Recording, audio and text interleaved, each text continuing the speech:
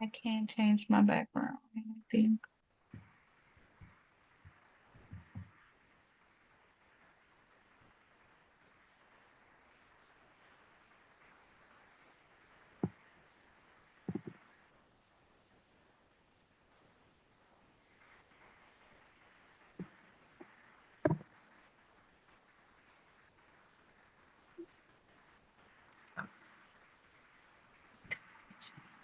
Yes, we can't. The background's fine now. That's not the same one you had before.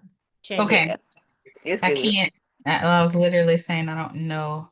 Or I can do this one. Is this better? Either Or the one. No, other? it was One. fine. Either one. Oh, that's nice. Yeah. Move your camera down a tad, Dish. Oh, I need to go back up a little bit. There you go. There you go.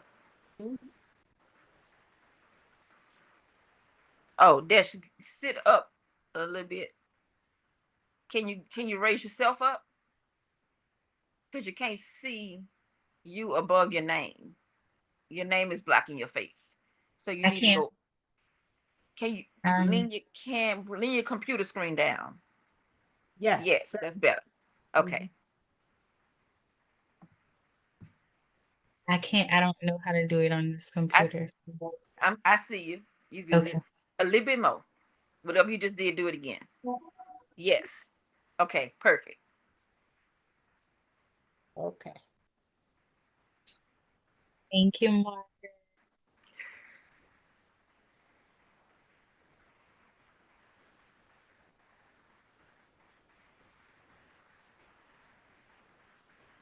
Hello, welcome, welcome. It's Thursday evening, and we are on our last workshop for this series for Black Maternal Health Week. For those of you who've been here with me all week, I feel like you're friends already. I see some familiar names.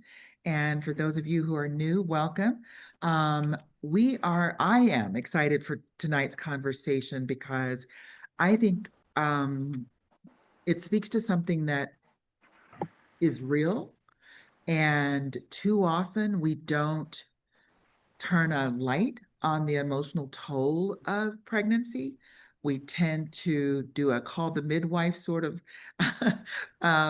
thing where, everything is rosy. And then when mamas are struggling, they think it's only them. So I'm really excited for these brilliant nurses to be very transparent so that those of us who aren't medical professionals don't feel that we are the only ones who are having this experience. We also want to recognize that just because you have a wonderful education, wonderful family support, all of the things, I think is how the young people say, that you're immune to having struggles or stress or trauma. So Bedside to Bassinet is not just a conversation, it's a space for us to breathe, release, say what's often unsaid. And joining me tonight is Desh Maurice Lee. Desh is a versatile nurse. She has experience across ER, ICU, med surg, step down, cannabis nursing, a proud Louisiana State University and Baton Rouge General alum. She has served as a travel nurse around the country and now works remotely as a lead RN navigator and virtual pulmonary rehab nurse. And with Dash, we have Margaret Hickman. Um, Margaret brings nearly 30 years of nursing experience, although she doesn't look older than 40, uh, including 25 years in mother baby and pediatrics with a decade in psychiatric nursing. She is a Southern University graduate and has also been a travel nurse and held leadership roles, including director of nursing at a psychiatric facility. Welcome, Desh and Margaret. And I know for those of you who have been friends with us for a while, I don't have to do a bio for our beloved Dr. J. Dr. J was one of our founding presenters, and she's going to hang in with us tonight as well. Um, yes, we will have a recording, a little bit of housekeeping. It will be recorded. We'll send it out to you later today or tomorrow, and it will also be on our YouTube channel. So with all that, one of the things I always ask our speakers to do, Desh and Margaret, is I stumbled through your bio. I know I don't give it the honor that it deserves. And so please, before we dive in, share a little bit about like really who you are beyond what's on paper, and then let's talk. Okay. Go ahead, Mark. Guess you want to go first? You can go. Okay. I'm Margaret Hickman. Like you said, been a nurse almost 30 years. I'm a wife and a mother and a sister. I have 4 siblings. I had to think about it. 3 kids. Been married almost 30 years as well. And just love nursing. I've been nursing all my life. I've been in the medical field since I was 16. So this is kind of all I know. Right. And I'm just excited to be here and to share with everyone. Thank you, Desh? Margaret. Thank you, Margaret. So like Margaret said, I'm Desh. I am a nurse. I've been a nurse for a few years now. New wife, new mom. So all the news in my life are happening within the last, I'll say, 5 years. Um, However, again, passionate for nursing, passionate about community service, passionate about, making a difference in the lives of others. So have had my fair share of experience in different areas, with travel nursing and med surg being my focus right now. However, since I did just have a baby a few months ago, I am now currently working remotely. So that's where I am now with things. But again, like she said, all things nursing, and that's just pretty much who we are. But you did a fantastic job with our bios. So, You Thank did. you. It's hard yes. when people are so accomplished to get something that's not, All right. marvelous. Um, I want to also acknowledge that Desh and Margaret, when you first suggested this as our topic, I was excited because I realized that, again, as a layperson, and in the 2 or 3 years now that we've had Birthing the Magic, we've talked to a lot of mamas. And we know that mental health struggles during pregnancy are much more common than many of us realize, right? Yes. And and yet the stigma is still there. There's often shame. And then what I learned from you guys as we've had this conversation is that often nurses can spot the signs in others, but miss them in themselves, right? Yes. And so we're going to talk a little bit about your experiences. Um, and so I was hoping, Desh, that you would start us off with why this is a passion project for you. So hello everyone again. My name is Desh. And I got interested in the maternal, I guess, health um, part of nursing or the specialty because it was brought to us through our sorority, Chi Eta Phi Sorority Incorporated. And we have Dr. J here, who is also the chairperson of that committee for the sorority. And it came to our attention. And then myself and Margaret, we just joined, not knowing the other person was joining. So we wind up being on the same committee. And when I saw it, I joined and I kind of was interested because I had my own fair share of being a new mom. And at the time when I did join, I was still pregnant, but I had my own fertility experience or fertility journey. And at the time, I was recently, I think, discharged from the hospital. So just to kind of give a little bit of background about myself, I have been focused on my career for some time, trying to I guess, establish myself as a nurse in society. And then, however, I thought that I put my career first, and then my husband and I decided, it was time to us to have or start creating a family. So during that time, we realized that we had more struggles than we thought. So, being a nurse is kind of like, hey, you think that you're just gonna, wake up one day and just become pregnant. Well, that was not the case for me. So we had to look into other options, and IVF was what was suggested to me by my doctor. So, of course, like you said, being this travel nurse, you have to leave your job. I have to go find another job that now offers IVF insurance. So I leave my well-paying job and then go on to a job that was gonna, I guess, provide me with the benefits that I needed or pay out of pocket. So I decided to look for a job, got a job that covered the benefits 100%. So we wound up doing IVF. Um, it was a struggle because, I don't know how much people know about the IVF, you know, I guess treatment, but you have to stimulate yourself with the follicle stimulating hormones to grow your eggs. They have to be a certain size. Then you have to go in, you have to remove the eggs, you have to mix the eggs with the sperm, then you have to implant the embryo or the eggs and the sperm mix back into the body. So during my retrieval, I had 5 eggs total that was removed. And then I thought, once they grow and once they do all the testing like that, I would at least have, maybe 3 eggs, because they automatically going in, talking to my physician and everything. It was just like, okay, you have 5 eggs. That's good for your age, and then I had a low AMH and different things like that. So, um, again, I went there, and then once we got the testing back, I only had one embryo left, or one egg, should I say, for, lay people that may be on the call. So it's like I was frantic because I'm like, oh my God, like I only have one egg. I have this one chance. Like the chances of IVF success happening on the first try, is not high. So I already had a negative connotation about it. Although, you try to be faithful and, remain positive, but it's just like looking at the medical standpoint behind it is kind of like, I had to be realistic with myself and my husband and be like, okay, if it doesn't work, we can try again, and start thinking about the what ifs.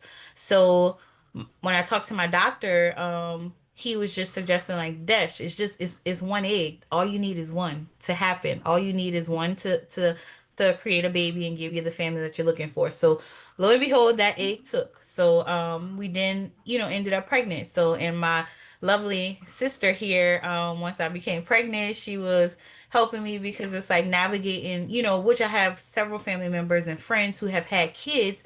However, it's different because it's like sometimes you feel isolated going through a journey that no one really walked through before. So it's kind of like I had support, I had all of the all of the nice comments and the encouragement, but it's just like having someone in my corner who knew what I dealt with day in and day out, and she was also giving me my fertility medicines. So we bonded over that, but nonetheless, went through the journey, and 22 weeks pregnant, I went in and my blood pressure was, through the roof. So I had to be admitted at the same hospital that Margaret works at. And it's a woman's hospital. So we go to the hospital, and then they're threatening to take the baby because they're saying that I had preeclampsia. So it's just like, again, the nurse now becomes the patient. You know all the signs and symptoms, and it's not that I did not kind of, not saying think that it would happen to me, but it's just like, okay, yeah, my blood pressure is elevated, but then it's like,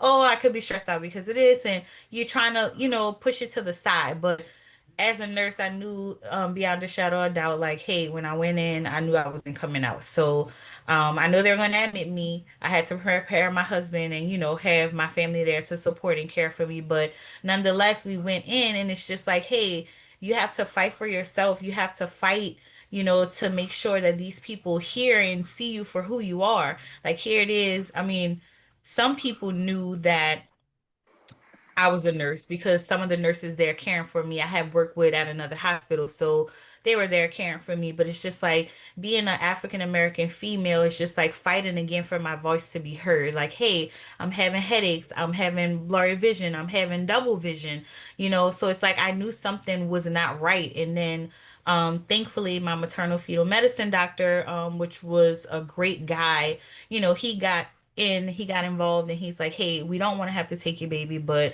we need you to stay here for a week. My husband was frantic. He didn't really know how to, deal with everything that was going on. But it's just like just having, people in your corner there to listen and to help you. And mentally, it was overwhelming because it's just like I said, the nurse now becomes the patient. So it's kind of like you're used to caring for people. You're used to being the one to, wipe away the tears or help somebody, with their headache, or pacify them or support them, encourage them. So it's like in the instant I needed that. And again, like you said, Marie, we can see the signs in other people, but it's just like I completely it's like I had blinders on when it came to myself, because it's like, although I knew something wasn't right, it's just like I didn't want to accept the fact that, hey, I fought hard for this baby.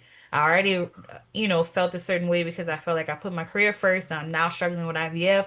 Now I have to be admitted to the hospital. So it's just one thing after another. So lo and behold, um, that situation had passed. Everything ended up well. I had the baby. So the baby comes. Was My she, mother. was she Okay. 23 weeks then, or Oh no. was she No, 20? she was born at 20 I'm saying 27, Lord, 37 weeks. 37. So Oh, they 37. did take Oh, her early, so I didn't have to, take the baby that early. So she did, make it full term, what they call full term, but at the time, that was the main thing. So then it's like I'm on bed rest. I can't leave. I'm not supposed to be doing this. I'm not supposed to be getting up and walking. And it's just like to tell a nurse sit down when she's used to doing things, that was hard. So, I can't say I was 100% compliant, but at the same time, it's just Yeah, like you were. I knew what I had to do to get what I really wanted. So, fast forward, the baby was born, and my mom stayed with my husband and I for a month. And then it seemed like the minute she left, the baby developed colic. So it's like, okay, yep, everything that could go wrong went wrong. She wasn't sleeping. My husband was working. I was home with her in the daytime. And then it's just like by the time he came home, he's just like, okay, you can go do what you need to do. I'll take her. But then it's like, okay, he just come home from working, his 12 hours at work. So now he's exhausted. The baby was crying at night. Neither one of us could get any sleep. So I knew then, hey, a red flag is going off. But in the moment, it's just like I didn't want to believe because I didn't want to say the word to myself postpartum, which again, being educated, it's like postpartum is the entire year after the baby's born. But it's just like you hear this postpartum depression, postpartum baby blues, stress, and all of these different terms. And I'm like, oh, I don't have that. I'm not crazy. And I think, like I was mentioning before, it's kind of like you go to the doctor and they ask you during your 6 weeks follow-up checkup, they're like, hey, are you dealing with postpartum? I'm like, no. But no one followed up with me. No one really made sure, like, hey, Desh, are you okay? What signs and symptoms are you having? How's the baby? How are you? How's your husband? It was no follow through. So it just was like, hey, are you dealing with postpartum? Okay, no, that's it.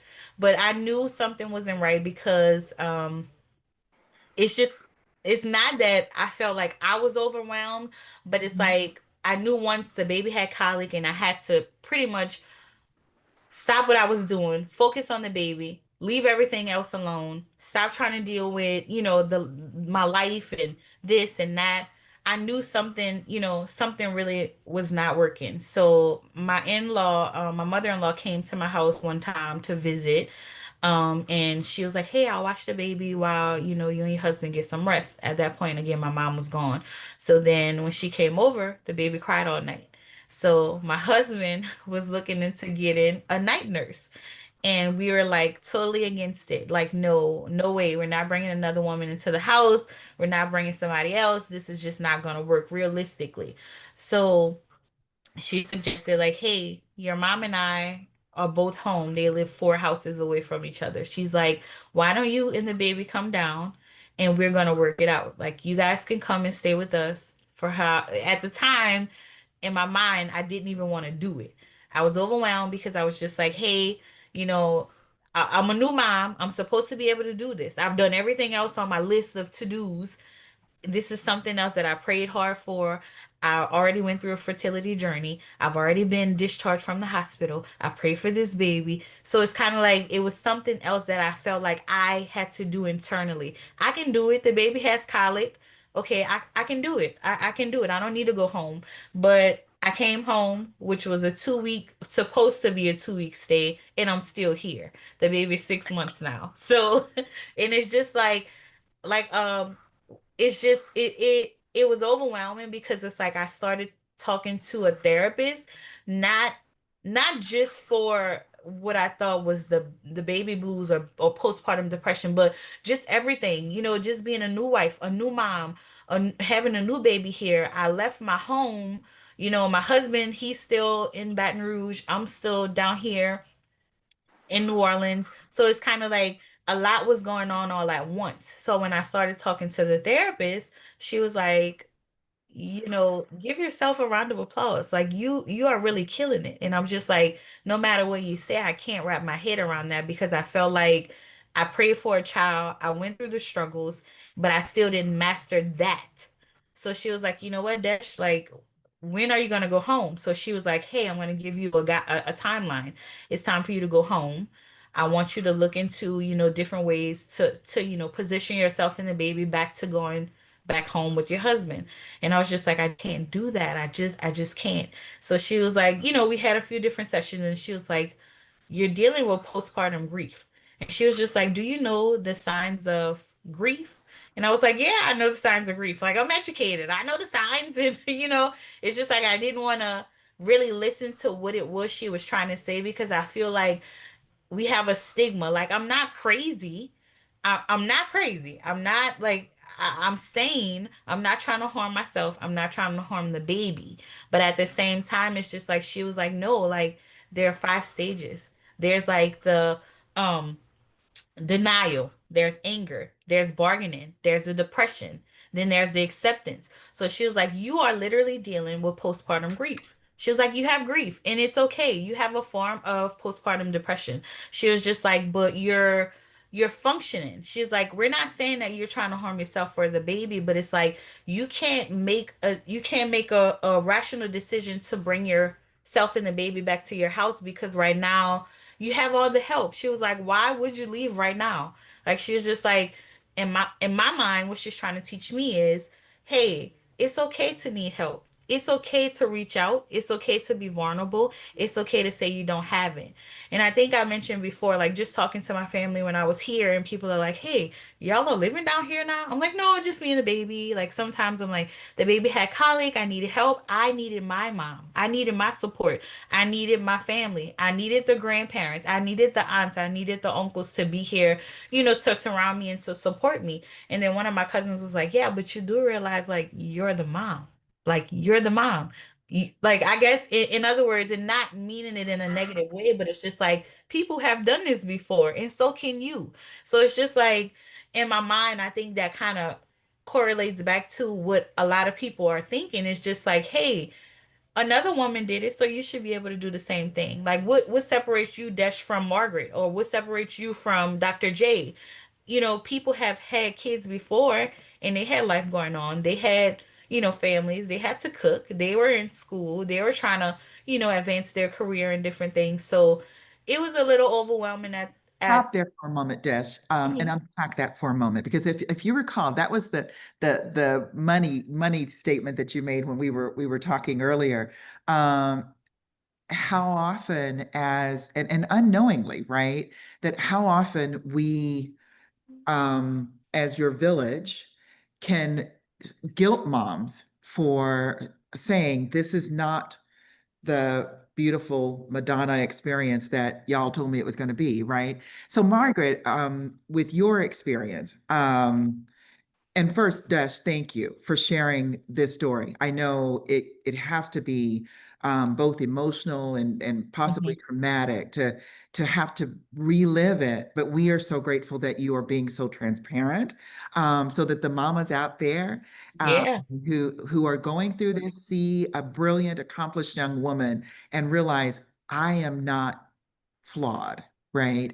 And we spent some time this week with a psychologist who actually works with a an REI clinic Mhm. with women who've gone through fertility. And if you guys missed it, you can find it on our YouTube channel.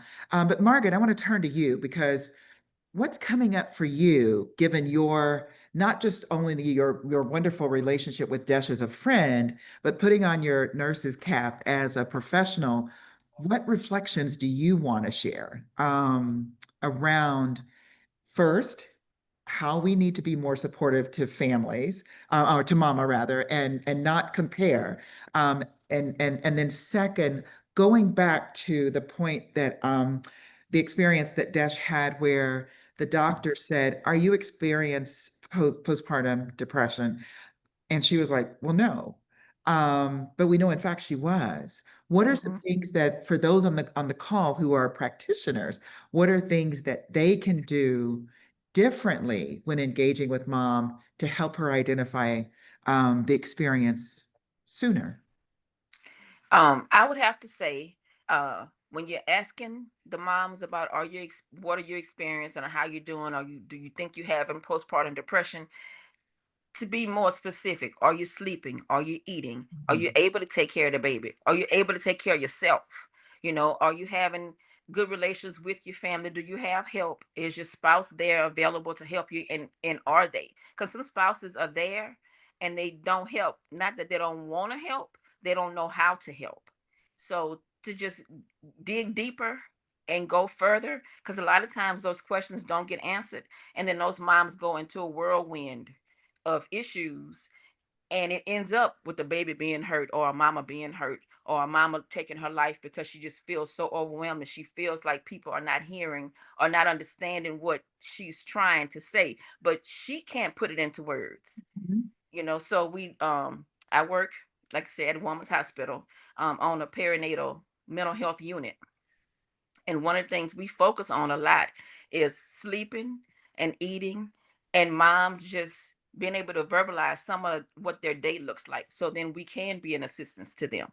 Because we tell them all the time, even if you can't put it into words, we're just going to see it. And you can draw a picture, or you can write, or you can do something just to give us an idea of what you're experiencing so we can be a help to you. Because we can't help you if we don't know. And if you keep saying, I'm fine, I'm fine, I'm fine, eventually you're going to break down. It's going to That's it. happen because you have that stressor on you. So Mhm. let us be that rock for you. Let us be the one to take care of you so we can get you back to your family and get you back to normal.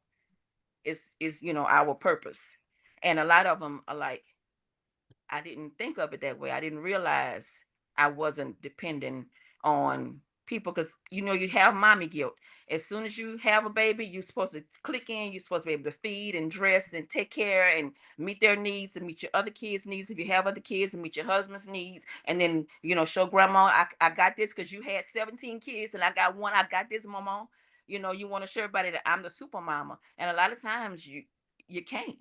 You just can't do Right. it. You have to rely on the support. And then on the other hand, there's a lot of women who don't have support.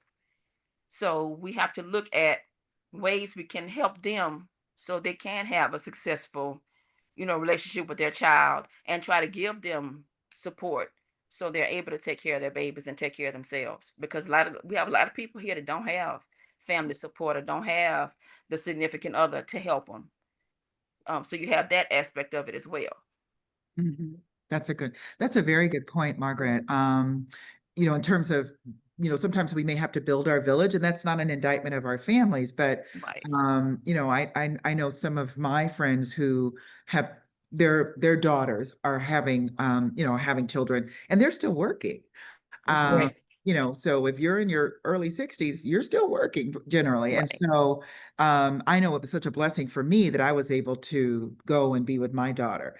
One of the other things that Desh that you shared with that I wanted to spend a little bit of time on is the experience of going through your fertility journey.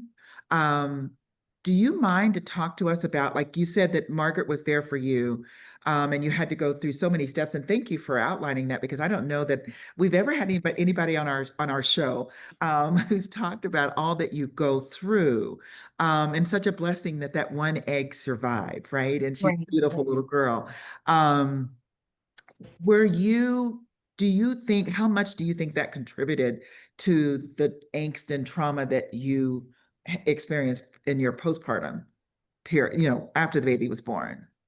I think it had a lot to contribute towards it, because it's kind of like for so long, like I said, it's been a journey, because like I knew that I was gonna have to have IVF treatment for a few years prior to us even beginning treatment. I don't think I actually ever verbalized it to anyone, but I had, my close family knew that it was something that I was gonna have to actually um you know, I guess receive the help. But then it's kind of like dealing with all of the stressors of that. I think it just became overwhelming because again, to start like I said, if you go back to the beginning, it's like, hey, I already felt guilty because it's like I waited to my mid 30s to have a baby because I focused on my career. So it's like then now that I want to have a baby, I have to, go over all these hoops and, trains and obstacles to get, to even have a baby. Then you get into the fertility treatments. You have to do all of these stimming and all these medications. And then, which not trying to, tell so much of my personal journey, but just being transparent throughout the process, I wound up having a blood clot. So I had to, stop the treatment for a while. I had to actually, get on some therapy for trying to get rid of my blood clot. So it's like it was a lot to deal with. It was a lot of stress that I had to actually go through. And then it's just like, hey, when I actually went through all of that, it's like something else. Like it's another thing. What next? What now? Every time you, So it's yeah, like every time every you time I deal with take a step someone, forward, I Yeah, have to knock take a back two or step three. backwards. right. Exactly. So with that So in mind, Margaret, do you feel that there are gaps in what our current medical health screenings do they go far enough? I mean, we talked a little bit about as practitioners, and I know I'm being attention deficit, but as practitioners, we need to go a little further. And I typed what you said to make a list, guys. yeah, yeah. And for some reason, chat is not letting me paste it in. So I will include that. I'll send that to you guys as an email because here's my thought, Margaret, as an expert, and Desh's mama who's going through this. As the family members, we need to start asking those questions too. Mhm. Exactly. And I know that's Exactly. probably somebody else's idea, but as you were talking, it was like, do you feel supported? Is there someone that's helping you? Are there, those are all things we should ask, as opposed to saying, "Oh, girl, are you okay? Good," right? Right. Um, Right. but Right. are there screening? Yeah, other than doctor asking moms, what are the things that they should expect when they're delivering? I think when we did our little rehearsal, you were naming different tests that are standardized. Oh yeah. We do the depression screening, and we've gotten our OB doctors to implement that during the pregnancy and after the pregnancy for a few visits to make sure they catch it, because I may not be aware of my symptoms at the first visit or while I'm pregnant or with whatever's going on, but by the time 2 or 3 weeks pass, then you may ask the right question to make it go off in my head, like, oh wait, I am doing that, Mhm. or I haven't slept but 2 hours in the last month, or I haven't eaten a meal in weeks because I can't get myself up to be able to cook, or I don't have anybody to come and cook because my spouse is working because I'm not able to work. Because most mamas do work today as well. So Mhm. you have that stressor on you as well as just trying to deal with all the new stuff. And with new babies, it's always something new.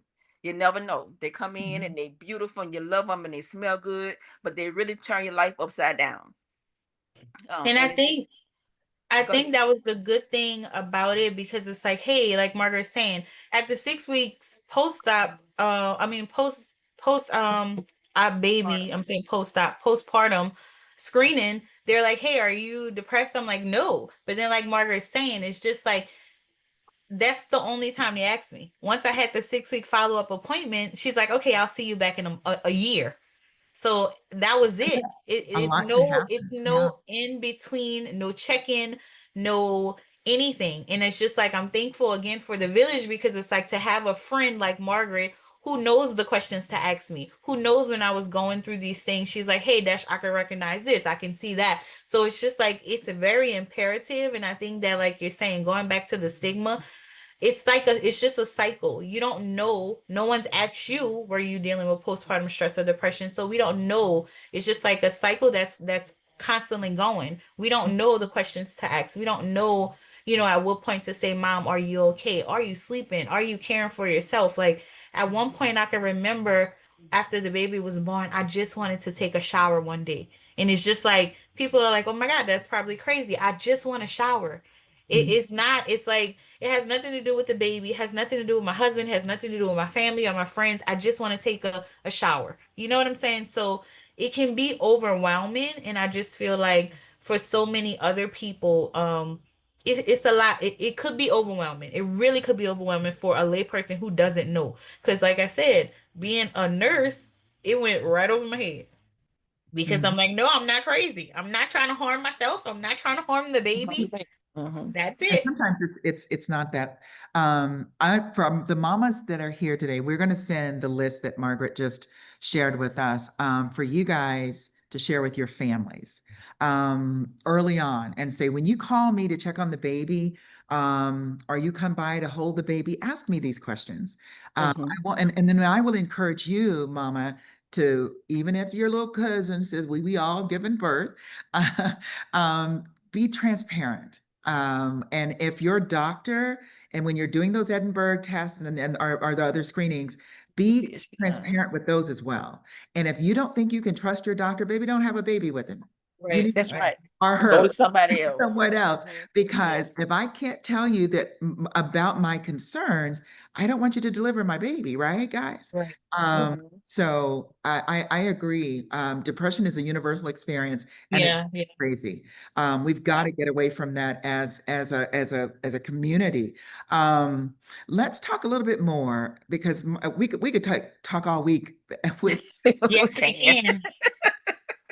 Yeah, we One of the can. things that I think you brought up, Margaret, was the specialized care, like the unit that you work in, and how these types of spaces are more effective, perhaps, than traditional or general mental health. Would you share with the audience, those who are practitioners, that might be something they can think about in their hospitals and that sort of thing?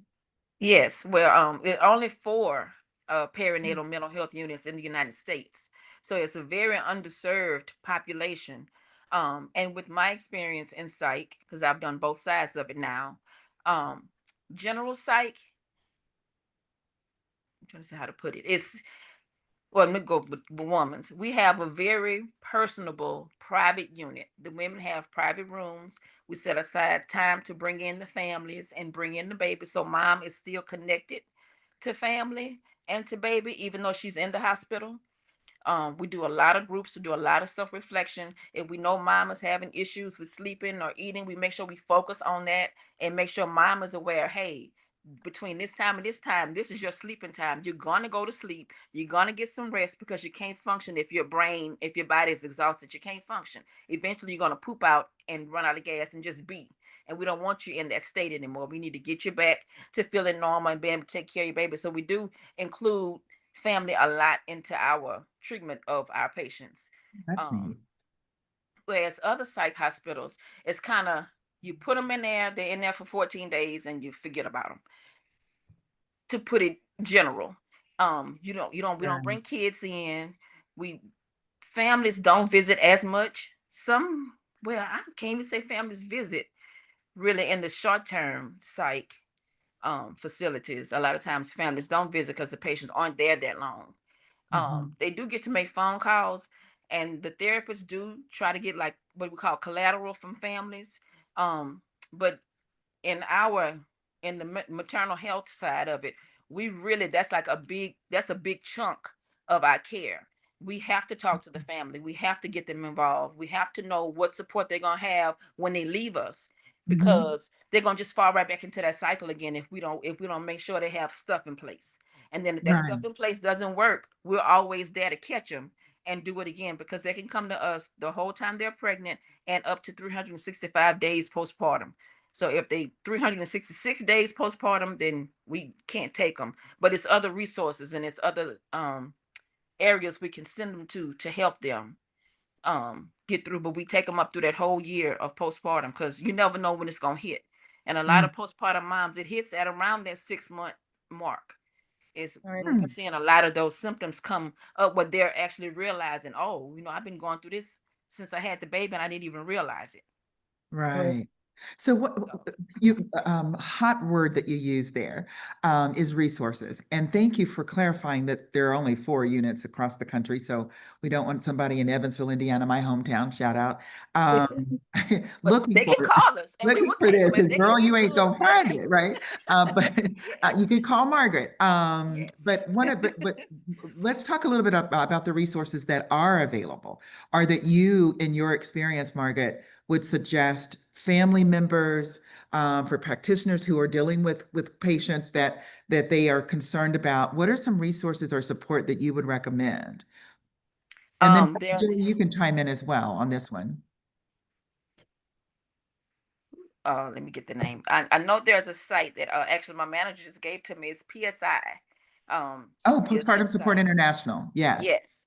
They Okay. have so much information and so much wealth on that site. And it's even an app that you can download on your phone to be able to look into resources and stuff. And that's a huge, huge, huge umbrella of all kinds of services. They have providers, they have therapists, they have all kind of little. I'm trying to pull up the email. All kinds of little resources that that we And refer. while Go ahead. Margaret's pulling that up, I want to say, even if resources aren't available, make sure that you are advocating for yourself. So one thing, I'm not even sure, Marie, if we met when we met the first time, that I even discussed it or not, because I'm overwhelmed and I don't remember. But nonetheless, there was experience when I had the baby. Baby had some temperature regulation problems. She had to go to NICU, and there was a time when they didn't let my family stay. Like my family couldn't stay there with me. It was only the my husband. Not that my husband couldn't be there, and it's just like I would have been better off, the both of us, if someone else would have been there. My mom, his mom, whatever. So they didn't allow it to happen. So what I did was, I remembered, hey, I'm a patient advocate first and foremost before I was a mom and everything like that. I'm a nurse.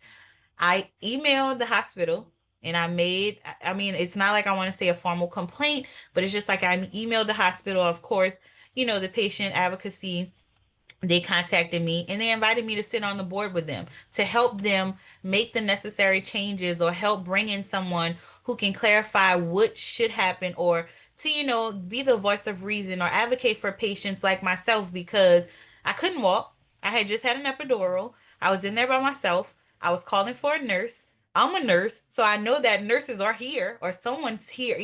It's hard being a nurse now becoming a patient, because you know what happens behind the scenes. So my husband's pressing the Right. bell. Hey, my wife can't get up. I'm numb, from the waist down. I can't move. She needs to use the restroom. They don't want him to get out of bed.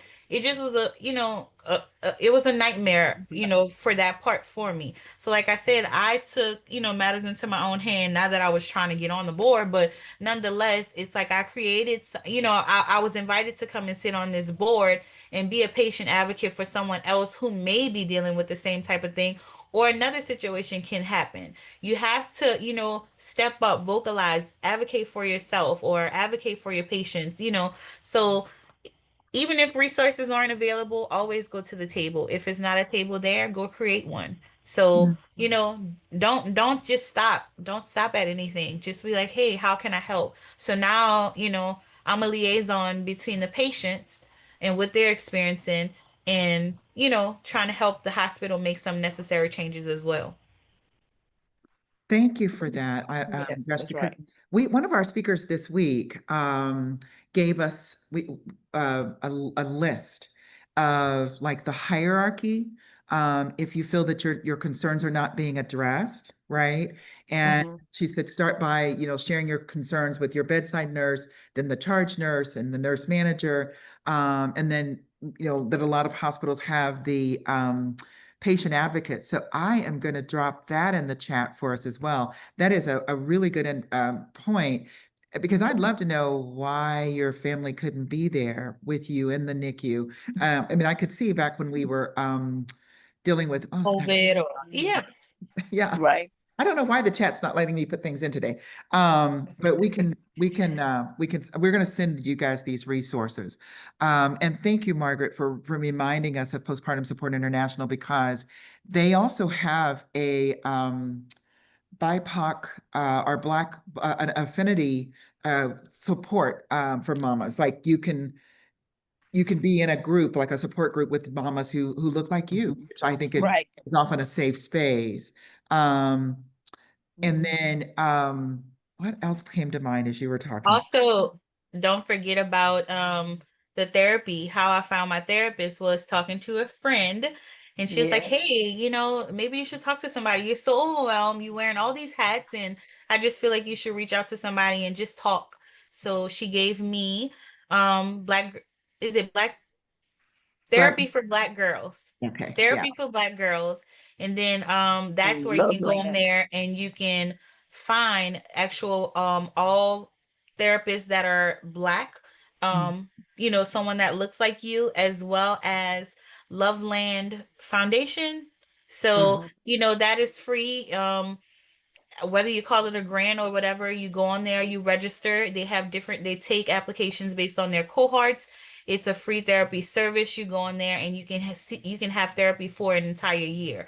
So usually you go on there, you register, you go to Therapy for Black Girls, and you find yourself a therapist. So that's how I got the therapist that I started talking to, and then she was able to connect all the dots for me, and to help me realize, like, hey, what you're dealing with is completely normal. So that's another resource as well. I just feel like, again, going back to that word stigma, it's like, hey, if you're talking to someone, you're crazy. But it's like, no, Right. she's just actually connecting the dots. Everything that I'm already dealing with, she's just making sense. And my therapist, she's like, hey, I'm just a life coach. I'm just helping you walk through life one day at a time. So, that's another good resource. That's a good one. And Mhm. is that right? I love the Loveland Foundation, the fact that they Yes, yes. because so often maybe your insurance doesn't cover a practitioner or a therapist of color. And sometimes it's good to, not sometimes, I personally think it's good to talk to somebody that knows your world. Right, right. And so, yes, being able to select who you want to go to and not be reliant on whoever's covered by your insurance. Right. Just so many rich um, questions. I know we've got the audience, and you guys might have some questions for Margaret and Desh. If so, please drop them in the chat.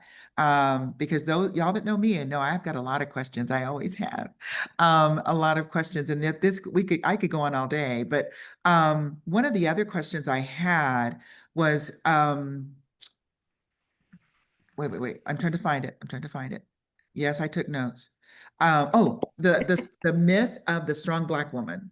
And I know you Yes. touched on it a little bit, Dash, but Margaret, let's chew on that one for a moment. And Dr. J and Dash, because we we have it. We have that syndrome, don't we, girls? And so how do we let that go and give ourselves permission to, this is supposed to be our year of rest anyway. So Right.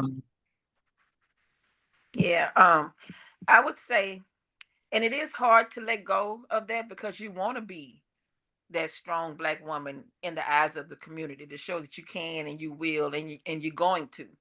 But sometimes you do have to just sit back and be like, you know what? I'm human. I'm having these issues and I need help. And there's nothing wrong with needing help. People need help all the time. Um, Even being a strong Black woman, you still need help. You still need support. You still need that shoulder sometimes. Because it's okay. It's okay to cry. It's okay to scream. It's okay not to be okay. That's something we tell our patients all the time. It's okay not to be okay. But we're gonna get you there. We're gonna get you to being okay, and then you're gonna be okay. And okay may not be where you want to be, but it's better than where you are. So we're gonna um, Right. take these baby steps and we're gonna work toward it and we're gonna make it happen. Because you got people here that care, that want to see you succeed, that want to see, you be able to take care of yourself and take care of your family. Because you have to take care of self first before you can do anything else. If self is not together, then no matter how hard you try, you're not gonna be able to take care of the rest of it. That's being right. That's being right. strong or not, you're not going to be able to handle it. So you have to take care of self first, And you have to be a little selfish. Yeah. You know, and when you become a mama, you tend to everything goes to kids first, no matter what it is. Your kids come first, your kids come first, your kids come first. But at some point, you have to step back and say, you know what? I got to take these 10 minutes for me. I got to do something for myself so I can be the best mama that I can be, or the best wife, or the best whatever you're going to be. You got to take care of you, because if you are crumbling and falling down, no matter how hard you try, you're going to always be behind that boulder that's going to be rolling over you every single time, because you're not taking care of you. So you have to be selfish in that sense, and do the steps to take care of you so you can be successful and take care of everything else. Because as a strong Black woman, you know, we're in charge of everything. We do it all. We had so I dropped in the chat, she is a nurse, nursing professor, in the Carolinas, Dr. Cheryl Giscombe Woods, if anyone has, and she, created the Superwoman schema, which looks at, it's actually a test that you take to see if you are, trying to be a superwoman. And she has a book called, The Black Woman's Guide to Coping with Stress. And it's like an exercise. And one of my neighbors, who was a little old white man, gave it to me. So that must mean I must really be high strung. Yes. It's like, what's this for? But it was an awakening. It really was. And so I encourage you guys to get the book. And we spoke to Dr. Giscombe Woods this time last year, actually. Okay. And it's on our YouTube channel. Here's a question for you, Margaret. Ms. Williams asks, what do you do when when you sort of see that your loved one has some vulnerability, maybe experiencing symptoms, but they're not picking up what you're putting down or whatever? What's some ideas from all of you as clinicians? It's from a family standpoint, just keep driving it home. Hey, you need some help. I'm gonna come. I'm taking the baby. You go take a nap. You go take a shower. I can remember when I had because my first son is 10 years older than my girls. And I can remember when I had him, I was in college, I was working, and I was trying to be super mama. I was really young. I was 20.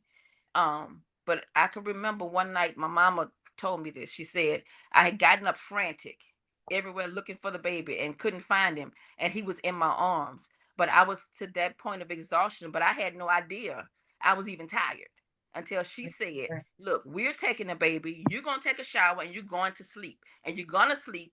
And I'm going to tell you when you can get your baby back, because this is how accidents happen. This is how kids get hurt. This is how you fall into those problems, when people around you see you struggling and don't step in and take over. So if you are a family member or a provider and you see a mom, even if it's the simplest little symptom, step in and say, hey, I think we need to call somebody to come help you. Even if it's for 2 hours. 2 hours is a long time when you're not doing it. We don't have any help at all. So 2 hours can help. 30 minutes can help when you don't have help. So maybe but just that what I hear time to. Well, oh, I'm sorry, Margaret. What I hear, because I want to type it in the chat. Okay. What I hear you saying is maybe we don't tell mama we think something's wrong if she's not hearing it. What we just simply do is fill the gap. You go in, just show up and do. Okay. And Show up and she do. will really appreciate it. In the long run, she's gonna appreciate it. She may be resistant at first, may tell you, no, I got it, I'm good. But if you see them struggling, just step in. Anything helps. Bring a meal. I had a neighbor when I had this, like, called my second set of kids, because my son was 10 when I had the other set of kids. She would just drive by and bring food. And she said, I know y'all probably won't eat it, but I'm bringing it anyway because it's one less thing you'll have to worry about. And I was like, I didn't even think about that. But yes, it helped a tremendous amount. And yes, the family did eat it. Yes. Yeah. Right. Or walk across the street and give her the book like my neighbor did. Like, Yes. Walk across the street and say, you need this. Just give her. This. So give her the book. Speaking of books, I want to highlight our Dr. J's. Dr. J has 2 books. Yes. Dr. J, I'll let you do it instead of me. Yes. Yes. Okay. So my second book just dropped recently. It's called Transitions, a Midwife's Pregnancy Reflection Journal. I put the link in the chat, and this journal basically walks you through pregnancy. It helps you reflect on each area of pregnancy. It tells you what to expect, who can be on your birth team, tells you what your rights are. It teaches you to be an advocate, like how to That's right. advocate That's for right. yourself. And it gives you a place to write down things and to start thinking about things during the pregnancy so that when you get to the postpartum period, you're not like shocked or not prepared. The things that you're talking about asking for help, that's in the third trimester. It starts asking, who can you call? Who do you need on your team after the baby's born? What do you need from your partner? Like, you can start talking about that long before the baby comes. One suggestion I have, and you were talking about help, many women have these big baby showers and gender reveal parties. Put a box there, have a doula fund, let people start contributing at the early in the pregnancy towards a doula. That's It can be good. during pregnancy or it could be for your postpartum period to have someone that's going to come back and check on you. Somebody who is your person. That's what I call a doula, is your person. Right. Don't Oh, have other things. You are their responsibility, their reason for being there. and then, and you don't feel guilty for asking them to do things because Right. Correct. Right. And Correct. That's what they're there for. yeah, that reminds me of Dr. Joy Baker, who was one of our speakers this week. You guys need to go back to that workshop as well. She talked about how in her circle, they don't do gender reveals, they don't do baby showers, they do a postpartum party. And so after mama's born, they all come over and they bring food and they are doing laundry and somebody's cooking, meals to put in the freezer. And again, this would go to Ms. Williams. This would go to what your question about if your family, the family member is not accepting the fact that they may need some support. If you Right. make a party, how can I turn They'll it do down? it. And so Right. don't get dressed up, and you don't dress up. So That's that way right. she doesn't feel like she has to drag. And as Desh has already said, I'm trying to get a shower. Right. You wear your leggings too, and then you guys all just have that time. But Right. Dr. Joy did a much better job of describing it, and we all fell in love. I know we're running out of time. We have had such a wonderful conversation. Thank you, Margaret. Thank you, Dash. I think Thank you. a few Thank you for things that, having us. Yes. yes, I think a few things that resonated is, one, your education, your profession, your family are not going to protect you from burnout. Right. And you should prioritize, right, your emotional well-being, because otherwise you can't be a good wife. You can't be a good mama, sister, friend. And if you don't have a village, build it, right? Right. Yes. And asking for help is not a weakness. And the Right. last thing I think that I want to go back to it because if I had $1 for every time every new mama said this, I'd be wealthy. Stop, family members, mama, grandma, auntie, nana, all y'all. Stop telling mama what you did. That Yes. Yes. Can we stop? Yeah. Don't do it. Don't do it. And let her be the mama that she needs to be, right? And so support her. If she needs you to come and move in, pack up, move in if you can. If not, call me. I might find Mhm. somebody. But I mean, we have to stop because we weren't the strong woman. That's right. And there's a therapist who says, Christy something Holloway out of Atlanta, that says the reason Dr. J and I, because we're that generation, opted to be the strong Black woman was because we were given 3 stereotypes, right? You were the Jezebel, Right. you were the mammy, or you were the strong Black. Like the strong Black mom. That's right. Mhm. You And, don't have many options. and I ain't trying to be nobody's mammy. So, and I don't want to Right. be the The Jezebel Jezebel. There you go. on a good day. I don't know. But Right. so we all went for, okay, I'll be the strong Black woman. But there are so many dimensions to who we are as That's Black women. right. So, somebody said I'm a strong Black woman, but against my, oh, that's you, Margaret. Oh, against my will. I don't know. You're doing it under protest. Okay.